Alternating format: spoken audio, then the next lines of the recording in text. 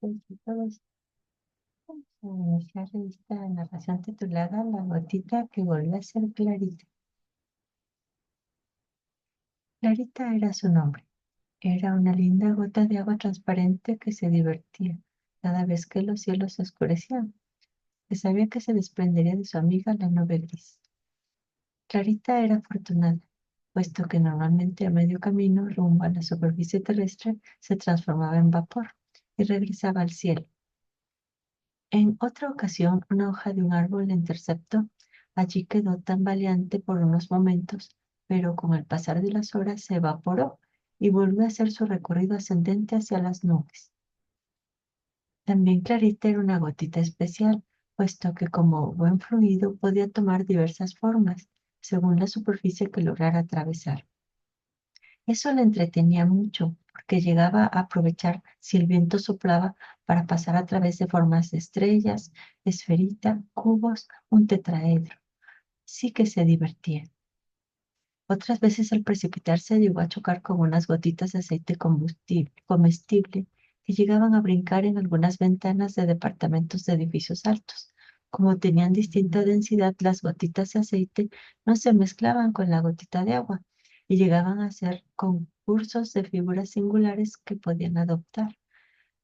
Pero sus amigas no duraban mucho en las ventanas, ya que la persona que limpiaba con frecuencia los vidrios de su cocina usaban rociadores con algunos agentes limpiadores que además de agua de lindos colores incluían compuestos y sustancias que tenían nombres singulares, tales como detergón, potásico, nonilfenol etoxilado y que con ayuda de un paño limpio desintegraban a las gotitas de aceite.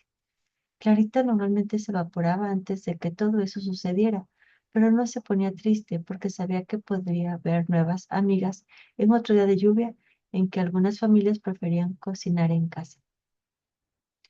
En ocasiones, ella y sus compañeritas se llegaban a enfermar por la presencia de los contaminantes en la atmósfera, pero al llegar a algunas corrientes de agua se llegaban a autodepurar con el movimiento de los caudales y regresaban limpias a la atmósfera al volverse a evaporar.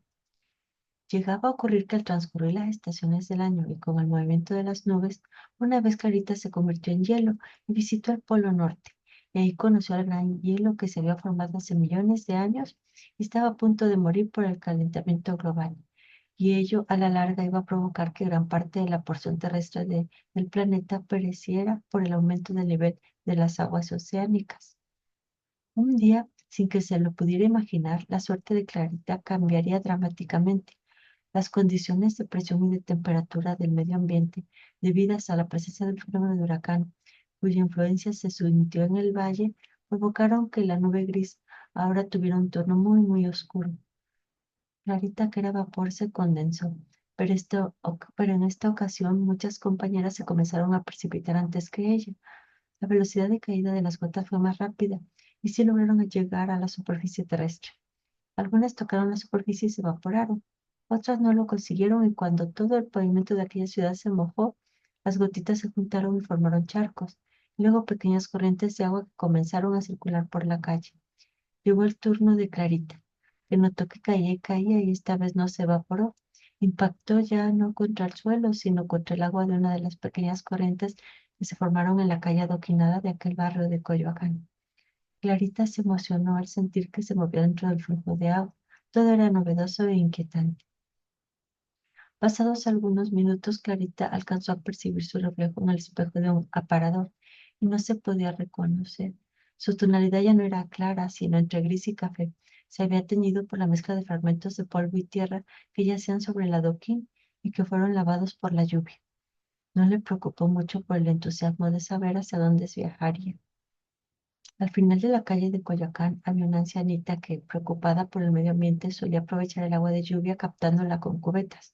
Justamente al terminar la calle había un puente en arco que tenía unos pequeños tubos para desaguar el agua. La corriente que llevaba a la gotita justo pasó por el puente.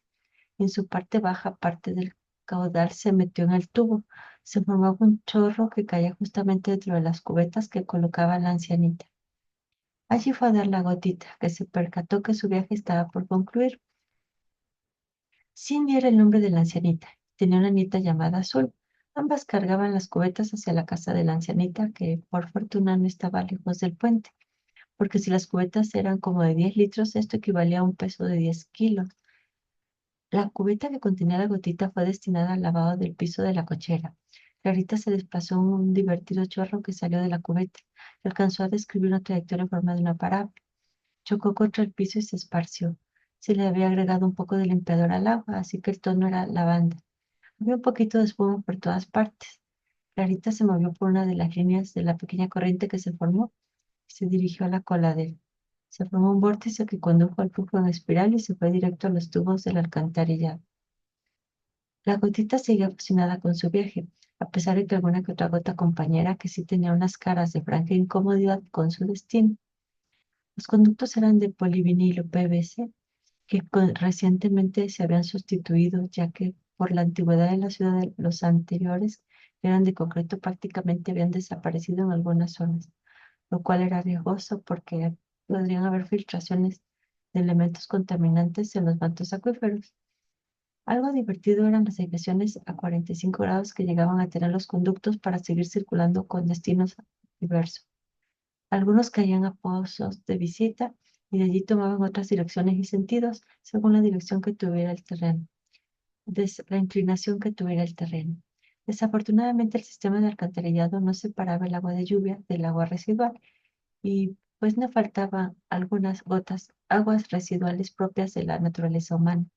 Clarita no sabía que cada persona genera unos 1,8 litros del total de descargas de sus sanitarios diariamente, lo cual corresponden a 113,5 gramos de sólidos secos, incluidos 90 gramos de materia orgánica, 20 gramos de nitrógeno, más otros nutrientes, principalmente elementos como el fósforo y el potasio.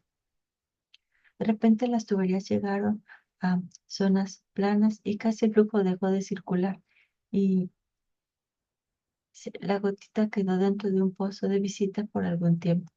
Al principio el agua contenía oxígeno, pero pasaron 2 días y el oxígeno se agotó, comenzando a proliferar malos olores debido a la presencia de bacterias anaerobias que viven en ausencia de oxígeno. La gotita comenzó a perder la esperanza de continuar su camino. Parecía que todo concluiría allí. Por fortuna, se volvió a presentar una tremenda tormenta, pero esta vez las condiciones atmosféricas hicieron que las gotas de agua se solidificaran, y lo que cayó fue una fuerte granizada. Al no estar separado el sistema de alcantarillado pluvial y doméstico, parte del agua del granizo se derritió y otra parte fue arrastrada por la misma lluvia, escurriendo hacia el pozo de visita que alcanzó el nivel suficiente para llevar el caudal a otro conducto y se volvió a hacer una movilización del mismo. Y con un poco de intercambio de oxígeno del agua entrante, al recorrer una cierta longitud, los malos aromas disminuyeron. Pero Clarita, al sentir nuevamente que se trasladaba, volvió a sonreír. En el camino se hizo amiga de un grupo de trocitos de gelatinas de sabores. Unos eran de piña, otros de limón, otros de vainilla, fresa y chocolate. ¿De dónde vienen ustedes, amiguitas?, le preguntó Clarita. Pues nos prepararon porque iba a ser la fiesta de un niño. Se llamaba Juanito y su mamá nos preparó la noche anterior a la fiesta.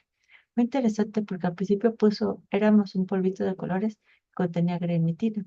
Luego nos echaron agua hirviendo y nos revolvieron hasta desaparecer el polvo. Al principio éramos líquidos como tú,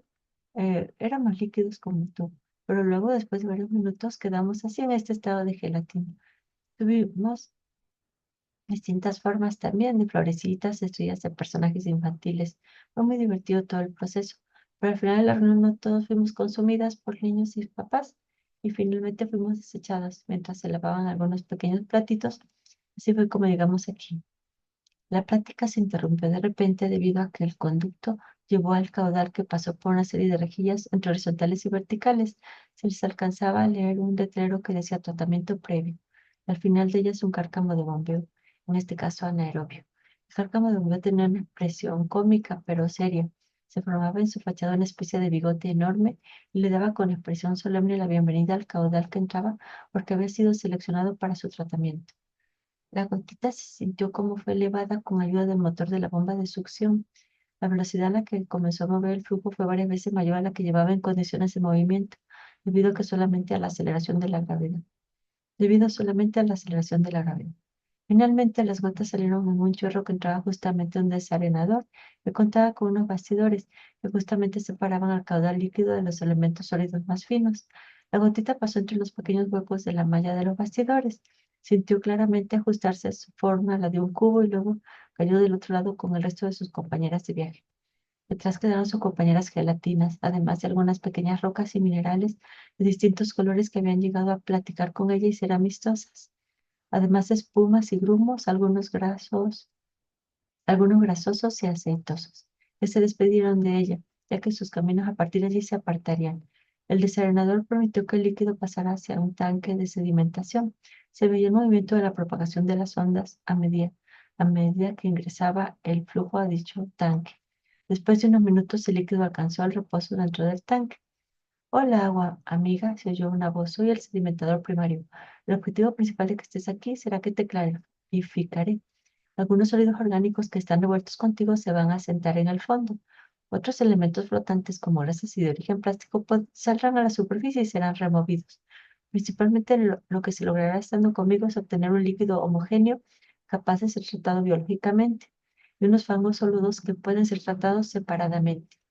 El enorme sedimentador contaba con unos raspadores conducidos mecánicamente que llevan continuamente los fangos recogidos hacia una tolva en la base del tanque, donde mediante una bomba puede llevar a este hacia otras etapas del tratamiento. Clarita seguía fascinada con todo lo que estaba aconteciendo. No perdía la esperanza de que en algún momento podría regresar a su nube y contarle a sus compañeras la gran aventura que estaba viviendo. El tanque sedimentador tenía como 2 metros de profundidad. Era rectangular y su fondo tenía una inclinación para facilitar el deslizamiento del sedimento. Operaba 24 horas al día. El periodo de retención del caudal que le llegaba era entre 2 y 6 horas.